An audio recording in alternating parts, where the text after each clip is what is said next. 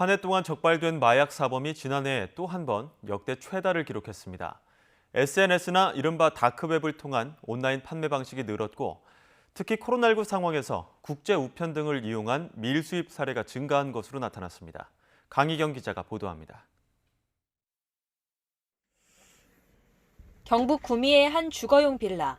보랏빛 조명 아래 놓인 플라스틱 통을 열어보니 작은 버섯이 재배되고 있습니다. 신종 마약류인 이른바 환각버섯입니다.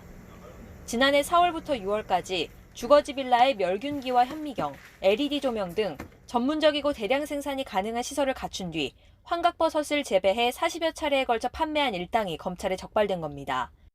판매 경로는 특수 브라우저로 접속해 익명성이 보장되는 다크웹이었습니다.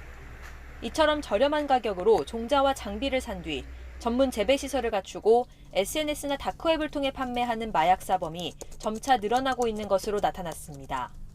접근성도 쉬워지면서 지난해 마약류 사범 적발 인원은 18,050명으로 전년 대비 무려 12.5%나 늘었습니다. 지난해 통계에 이어 이번에도 또 역대 최다를 기록했습니다. 스마트폰 이용이 보편화해 마약 광고에 쉽게 노출되는 19세 이하 청소년 마약 사범도 눈에 띄게 늘었습니다.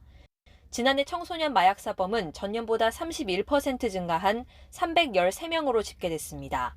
특히 지난해에는 코로나19가 확산하면서 국제우편과 특송화물 등을 이용한 마약류 밀수입 사례가 많았고 이에 따라 자국 공급책과 공모해 마약을 밀수입한 외국인 등이 늘어나면서 외국인 마약 사범도 역대 최다를 기록했습니다. 마약 백서를 발간한 검찰은 외국 유관기관과 공조해 해외에서 들어오는 마약류를 사전에 차단하는 데 주력할 계획이라고 밝혔습니다. 또 인터넷과 SNS를 통한 마약 밀수를 차단하기 위해 모니터링과 추적 수사를 강화하고 치료와 재활, 교육을 통해 마약 수요도 감축해 나간다는 방침입니다. YTN 강희경입니다.